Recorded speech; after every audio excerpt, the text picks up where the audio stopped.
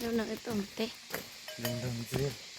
Ô, để lo hàng chỉ tàu luôn. Được biết chẳng tàu. Để xài tụ cái chú lối cho xin đồng. Chắc tự thế ạ. Chắc nó thằng tự. Ôi chị cha chị cho à. Đây. Thì bé tôm tê. Cho để lo ngơ nó mò. Lo nào lo chị lại cho liên là chị. Sẵn mà. Chị na nhó lên đấy à. Chị lúc nó bé tôm tê. Ôi cái lò nạt đuổi. Nó tê. Cái tôm tê. Để lo cũng chọn như xem. Chưa. Cho thả cái đi này. Để mua tê. Ở bên luôn mà chỉ lấy thay ký. Nông tăng ấy. Lấy nông này lúc rồi hô trả lời cái nông họ bé rồi này chắc khe lấy. Thế lúc rồi lúc phân lươn nào. Lấy cái nông họ bé rồi chắc có chắc khe lấy. Đang tiếp theo bé trả đó xí mà. Giờ này chỉ là sẽ ư ở này thì chỉ bông. Đang tiếp theo bé lửa. Lùm lo chỉ là nhàng đó. Mong kết phun lươn. Mong kết phun lươn. Phun trong cái chống tụ với tôi cho nó là. Nhớ chỗ này ra là phải nói. Khe lên đánh nước bọc. Đây là lò của cháy đẻ. Đây là mà lò. Nữ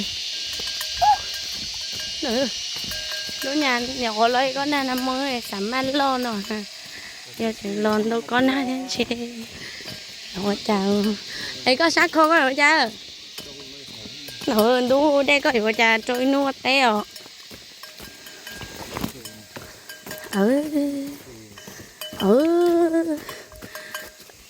chuột ơi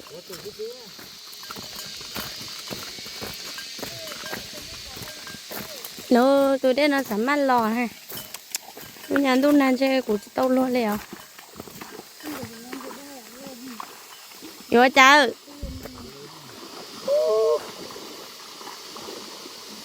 sắm ăn trôn chay à em bây giờ không ấy đây sắm ăn lò ha giờ mua trà thế trình độ nè em khẩu trang nè ê vô chờ em là bé một thẻ té nè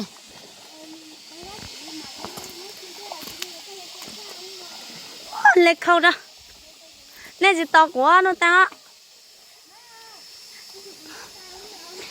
đây rồi tiền liệu sản man hả nhiều lần nuôi nó nhà tôi na xem ly thế thì to luôn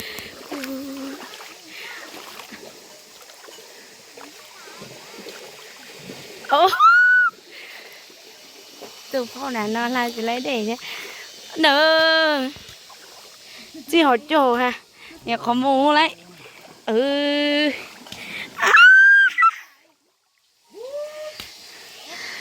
là xin lỗi thì chạy dù gì mua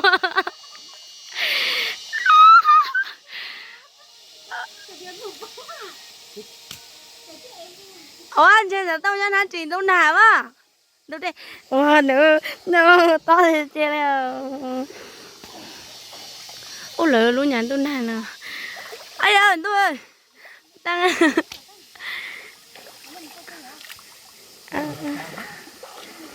nè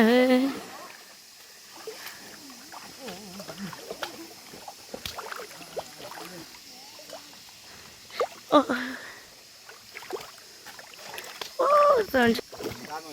tâm của nó liền rồi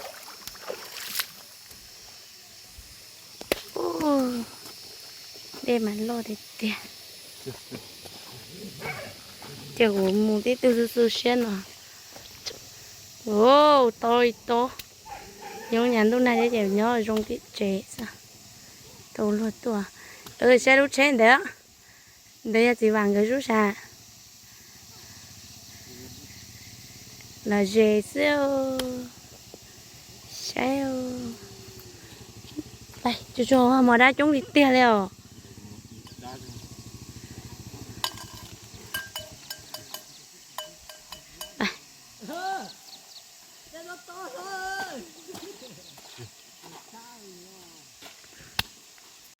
nhưng nó bây giờ thịt tiêu cái tế mà cú tôi nhớ xé thịt tiêu phát thịt nó chỉ phát tôi một tao cũng nhận lời nên gửi luôn à thì nó chỉ chữ cúเลยtrời thịt chả liều cá hay liều thì lúc nào cũng cho tôi cho thế nó tăng cái nhận tì bì tôi thịt tê tê mà cái chất cú tôi đã to bao nhiêu thịt tê mà chị ta thật thì tế tôi sẽ bó bị lúa đừng nói chỉ không thay khí cho họ YouTube liền là vì tế anh đâu hả chị chỉ không lấy theo trong màu vị nữa nè tế nó chỉ đến đâu xa thế tế chỉ cú lì chị không phải tế đầu nó nè tế không nó xa tận nó trâu nó có tị cho nhau tị nó trâu san trâu thế thì chừng như thế cũng nọc là tôi thể gan đã có kiện đã nó tôi cho bị chập một bài nó xin xa tận nó thì tôi cũng chỉ dùng thế là rồi cháu thể tế ta liền thua luôn năng tế liệu ở tế gì cho nó sẽ hiểu được cha thật tôi mình nhiệt tàu ta chỉ theo dùng đôi chỉ tàu lọt ra sẽ nhanh chừng gần lon đây thì nó chỉ kẹp bó tị lúc bón trậu thì nó sát tàu quia lại li thì cha lúc bón trậu để nó lọt trậu bón trậu cho nhận rồi để phân trả ơi ở đây chỉ cho nó sẽ cho thà nó chỉ tham mê ít thà lo cho nhóc tí thà bé tôi thể tí tia thì chờ tí nó này thà gì nhóc cho tí nó này nhớ kia khát tận nó này thứ bỏ khát tận nó là bị non tận đâu bị non thế phần tí nó kia này khó khăn là nó chỉ cứ tự xin ra là lì khó khăn lúc trẻ nó chỉ lo cho sáp bó tí nó thà tí lần đầu thà nó lần đầu sợ xong nó chỉ ở đây xong sẽ chỉ không thay khi cho họ YouTube liền là thầu chẳng nhớ ở lúa mà thế lì không đôi nó chỉ không lì nữa tôi thấy ta lì xí gì lẩu cái này bị bao chỉ lù nó thế bị tè trên đây thì có khâu kê này thì mất xe có lù nó thế đôi nó chỉ đút tờ nhưng hay kê tè tụi này chỉ đu hàng rồi cú dạo công à nó chỉ sao thực tế lưu thực tế tên bảo bị lo gì xong gì thế ơi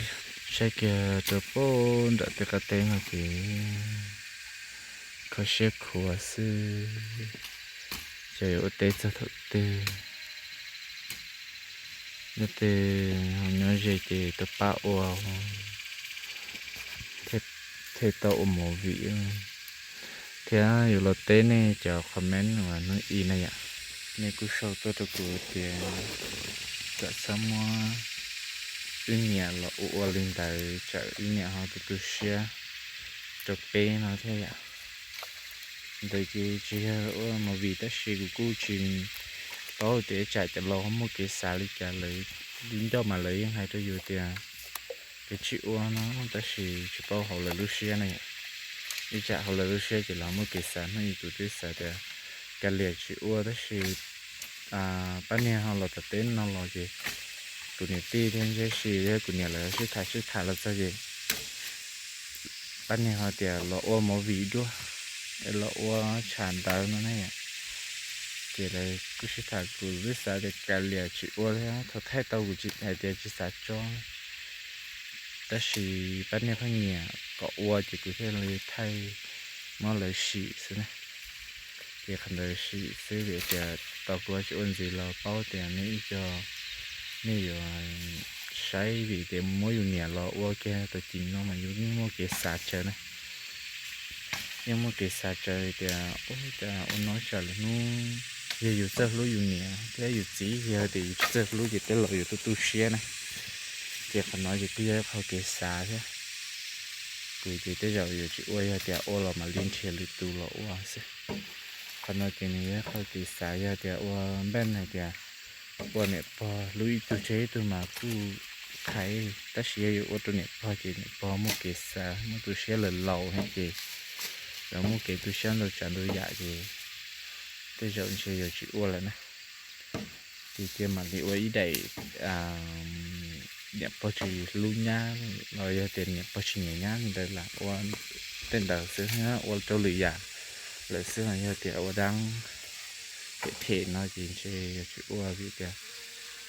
วันเราจะจะลองมุกเกษาอีโจจีของอีโจนะที่là luôn cho mà lấy hai tiểu mà vì chúng chưa cha đã xin chết lại nó nhiều ha chỉ cho chỉ thải ô tô tới khỏi được kì chỉ cho lo hồi mua kì xa mình gì chỉ khả năng chỉ cái liệt sớm mà li mà tất cả bị đồ chứ để nó mà ní giờ tiền ô tô ô mà lái mà tiêu tu xe hàng đó gì ô mấy cái rong cái cú sâu tua kìa cái cái liệt cái sâu ô là cái cái lúa tua để cái sâu ô là mấy cứ cho ô ta hàng săn trâu xí cái mò nhẹ cho ô này thì cùi dân cái xe thì lo lúa nó chỉ đều chạy vô này chỉ lâu chỉ lắm mua cái xa chỉ ôn mù ôn lò chỉ này vô cho cá mua cái tu xe cho lâu tu xe thì thằng đều nhớ rồi dù thế thì cái liệt dân đời chỉ cứ thật sự cho nên chơi gì thế cứ giờ thì qua nên chỉ muốn sồn rồi cho hậu thế này qua tàu như thế này chỉ mà bỏ ra chơi và bên nó thì cái thứ ô liu tế tại ly thì chỉ muốn liu vào đó chỉ ô tế thì tế ta chỉ chơi bầu rau ta chơi tôi chôm lê tê dùng chôm lê chỉ chôm lê ta bầu rau tê thế đời thế giờ tôi chua đồ tê thế chỉ chơi khử thế giờ sáng nó chừng bọt tròn nó chơi yên luôn chỉ vô này chơi gì sẽ đây cho thì đều chỉ có xem một cái đó là cho ô liu tê cú này à này tụi nó tăng mà thì có sẽ khổ su cái nó thì đủ là nó sụt thế có xem chừng kia lúa treo đom ple mà ôi chứ hai già luôn thì nó chạy xì sẽ đều là mấy hòn cá sấu ra nó chỉ quyến cá sấu thế mấy hòn cá sấu cũ thế nó này thì cứ thật xì cho nên lên sụt tù thì cứ lọt tên này thì nó sẽ mua đất chỉ là lì tất cả cho nên mà tất cả sẽ này cho comment này là comment cho nó luôn này